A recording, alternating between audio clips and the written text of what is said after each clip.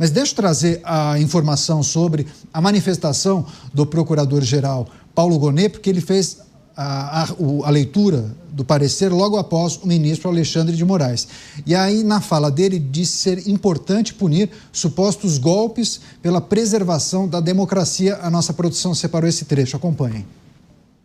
Não reprimir criminalmente tentativas dessa ordem, como mostram relatos de fato aqui e no estrangeiro, recrudesce ímpetos de autoritarismo e põe em risco um modelo de vida civilizada.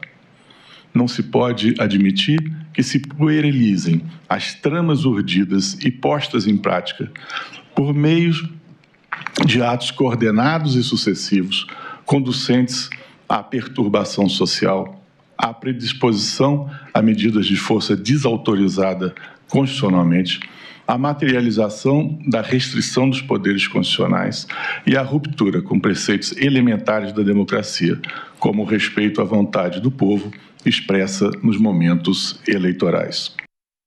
Tá aí, Paulo Gonet, procurador-geral da República, fez a leitura do seu parecer, depois ele saiu da sala de audiência, da sala do julgamento e foi participar de um evento no estado do Pará. E aí eu vou passar a palavra para o Luiz Felipe Dávila fazer a avaliação, a análise inicial desse posicionamento do procurador-geral da República, dizendo que não punir golpe recrudesce ímpetos de autoritarismo e compromete a vida civilizada. O que achou da manifestação de Paulo Gonet, Dávila? Bom, todos nós concordamos com a manifestação de Paulo Gonet. O problema é cadê a prova? Onde é que estão as evidências?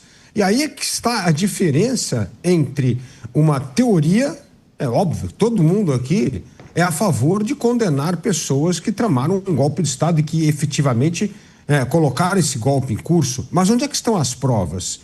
E Paulo Gonet, mais uma vez, faz um grande roteiro de filme.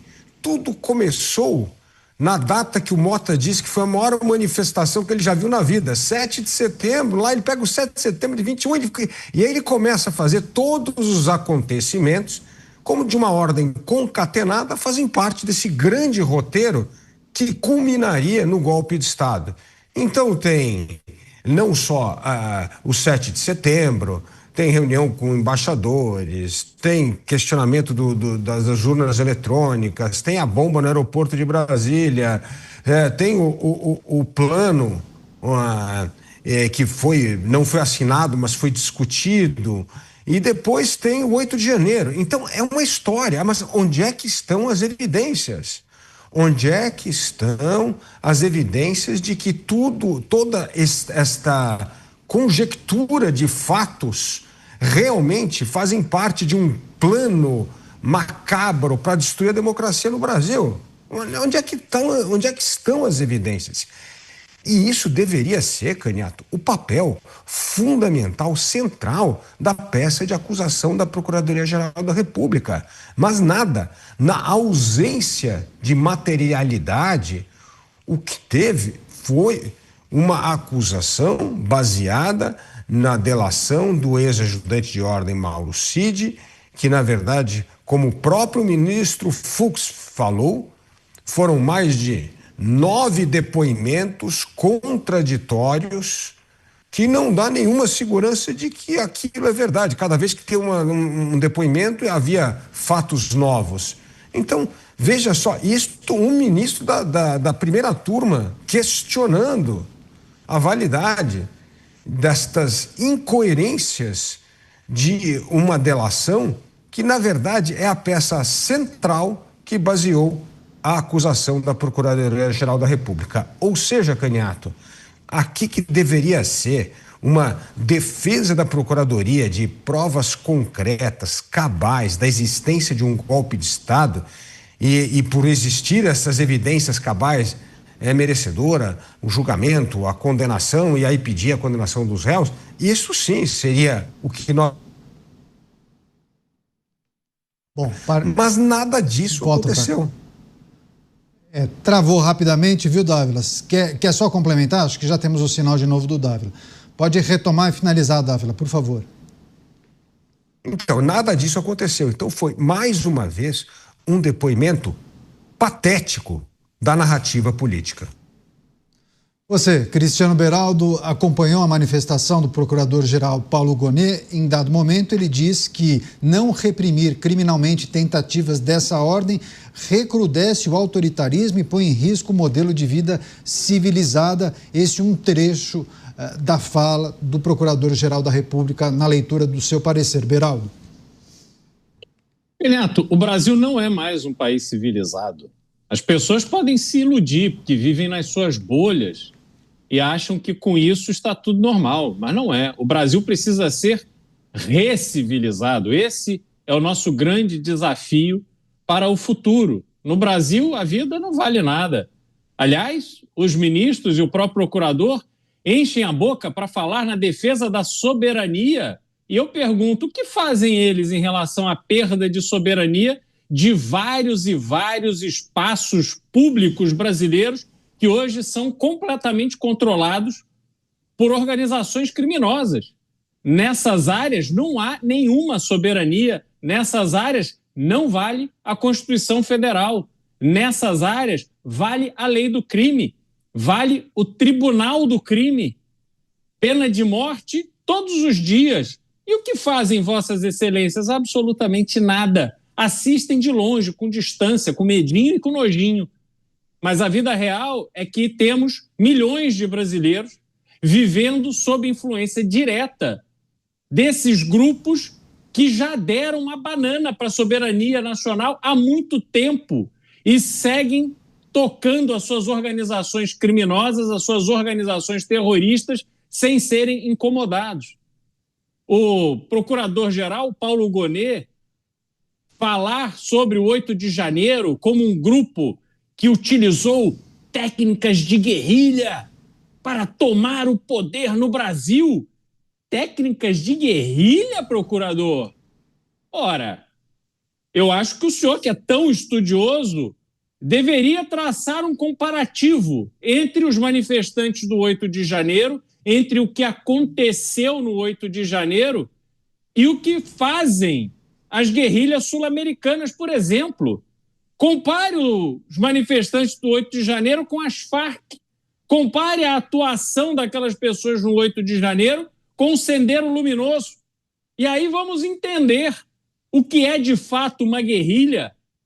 Porque, sinceramente, aqueles baderneiros, aquelas pessoas que invadiram os prédios públicos e destruíram um patrimônio que é nosso, não é dele, nada, e nem ninguém deu a eles a autoridade, a capacidade de entrar num prédio público e destruir, sobretudo, material histórico que pertence a todos os brasileiros. Mas querer dizer que essas pessoas se comparam à guerrilha, aí, Caniato, realmente é forçar uma barra que demonstra a preocupação única e exclusiva com a sustentação da narrativa, não com a realidade. E quando você tem esse tipo de dinâmica, dá nisso. Este julgamento tão importante, mas que para o procurador-geral não é mais importante do que ir para a Ilha de Marajó, receber lá, seja lá o que ele foi receber na Ilha de Marajó. Sempre tem alguma coisa mais importante do que aquilo que é importante para o Brasil. Porque eles já olham para o Brasil, olham para nós brasileiros que estamos aqui assistindo, tentando entender o Brasil a partir do que está acontecendo. Eles olham de cima para baixo, eles olham para a gente lá embaixo. Ah, vocês se viram aí. Eu vou para Marajó receber a minha congratulação, apertar a mão, tirar foto, ser recebido com tapete vermelho. Isso é que importa. O que importa é a festa em Marajó. Em Brasília, que se dane. Já vão ser todos presos mesmo? Só um registro jornalístico. De fato, o procurador se ausentou após a leitura do seu parecer, porque ele foi participar de uma agenda na Ilha de Marajó, no Pará, foi receber uma homenagem da rainha da Suécia por conta do combate aos crimes de abuso contra crianças. Então ele tinha essa agenda já marcada há alguns meses e por essa razão teve de se ausentar. Mas alguns advogados, inclusive Demóstenes Torres, inclusive falou em indelicadeza do procurador ao se ausentar e não acompanhar as manifestações dos advogados. Deixa eu, antes de passar para o Mota, trazer mais um trecho da manifestação do Procurador-Geral da República, Porque na sua fala, na sua defesa, o procurador enfatizou Jair Bolsonaro como o principal responsável por incitar a animosidade contra o Poder Judiciário. A gente tem esse trecho, acompanhe. As palavras proferidas no dia da celebração nacional da independência não podem ser confundidas com um arroubo isolado, mas expunham o projeto autoritário. O presidente incitava desabridamente a animosidade contra o Poder Judiciário e os seus integrantes. A escalada verbal foi acompanhada por manifestações organizadas, em que apareciam faixas com pedido de intervenção militar. Foi nesse contexto que o presidente Jair Bolsonaro tornou pública, no Dia da Pátria, a sua recusa em aceitar uma alternância democrática de poder em frases como: não poderia participar de uma farsa como essa patrocinada pelo TSE. E esta outra: só saio preso, morto ou com vitória. Quero dizer aos canalhas que nunca serei preso. Aí, manifestação do procurador-geral Paulo Gonet dizendo que o então presidente Jair Bolsonaro incitava animosidades e ataques contra a Suprema Corte brasileira. Trazer o Roberto Mota, vai fazer também compartilhar seus pensamentos e reflexões acerca do posicionamento de Paulo Gonet. Mota. Esse é um comentário muito difícil, Caniato. Mas eu fiquei pensando aqui, né? Trata-se de um projeto autoritário curioso esse. Porque Jair Bolsonaro foi presidente durante 4 anos. E até onde eu me lembro, Jair Bolsonaro nunca mandou prender alguém, mandou? Mandou censurar alguém, congelar a conta bancária, tirar a conta do ar, exilar, caçar passaporte. Eu não me lembro. Se eu tiver esquecido, vocês, por favor, me lembrem. Então, é um projeto autoritário curioso, que está sempre no futuro. É lógico que não punir recrudesce o ímpeto. Foi essa a expressão usada? Me corrija se eu estiver errado, né? É lógico, a gente sabe disso. É o que acontece no Brasil. Impunidade. Por isso é que o ímpeto criminoso no Brasil está sempre recrudescendo. Está na hora de acabar com a impunidade no Brasil? Já passou da hora. Mas olha só, como Cristiano Beraldo lembrou, ontem as provas contra um político acusado na Operação Lava Jato foram anuladas. Ontem.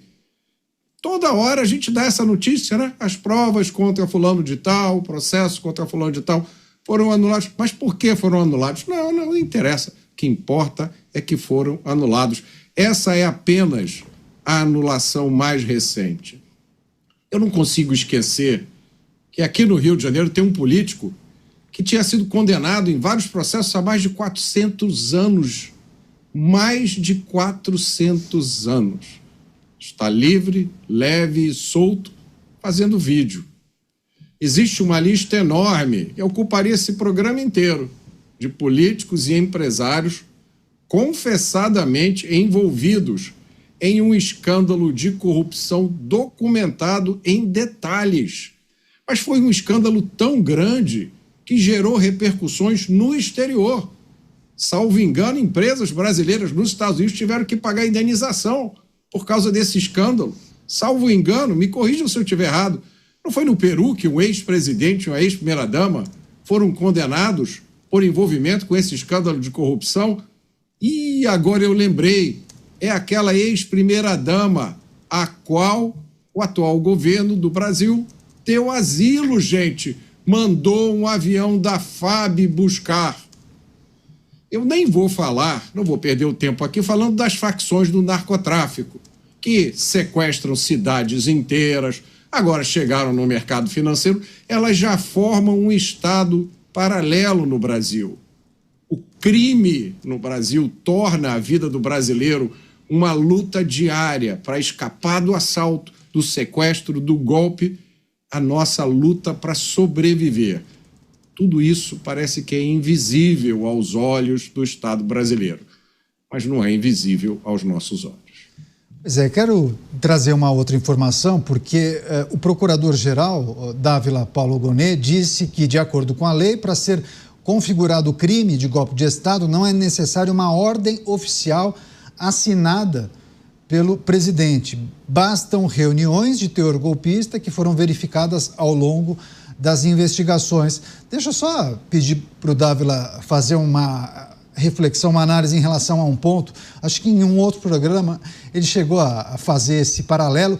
Dávila, o Brasil tem um histórico de golpes, né? Se a gente puxar pela memória e relembrar o que está estampado nos livros de história, há alguns episódios importantes para muitas vezes nós analisarmos e compararmos. Mas há diferenças substanciais entre esses golpes e o episódio em questão, né, que está em discussão nesse julgamento, não tem, Dávila? Com certeza. Aliás, a República Brasileira nasceu de um golpe de Estado, né? Então, já começou mal. Começou nascendo de um golpe de Estado. E depois, então, nós tivemos vários golpes de Estado. Mas o fato é, quando o Procurador-Geral da República diz que não precisa ter evidência, ora, pelo menos ele está sendo coerente com a narrativa que ele criou. Já que não precisa de evidência, vamos criar uma história. E criou-se uma história baseada numa delação absolutamente desuniforme, porque cada vez tinha uma versão diferente, e esta foi a peça de acusação de golpe de Estado. Aliás, não tem nada a ver com os outros golpes de Estado, né? O de 64, de 1930, de 1989. Então é isso, o Brasil virou essa história de contar história, mas nós podemos contar história para os nossos filhos, podemos contar história no Congresso Nacional, mas quem zela pela lei, pela Constituição... Bom, vamos ver se volta. Voltou, né? Voltou, travou rapidinho, uns 3 segundos, agora você pode complementar, Dávila, vai lá. Então, esse mês de agosto, né, Caniato, nós fizemos uma série de entrevistas no programa Entrevista com o Dávila com juristas. E é unânime que todos disseram que um dos maiores presidentes do Supremo Tribunal foi Moreira Alves. E aí eu fui atrás, tentar descobrir vídeo, não tem entrevista, não tem nada, ou seja, assim, é uma pessoa que sempre se manifestou nos autos. É muito diferente desses ministros mariposa, que estão sempre buscando os holofotes para falar. Não tem nada a ver uma coisa com a outra. Então, tudo isso mostra o descuido com o processo legal, com o respeito à Constituição e... Bom, entendemos o raciocínio do Dávila. Não tem problema, Dávila. A gente compreendeu exatamente o seu raciocínio, que já estava sendo encaminhado para o final.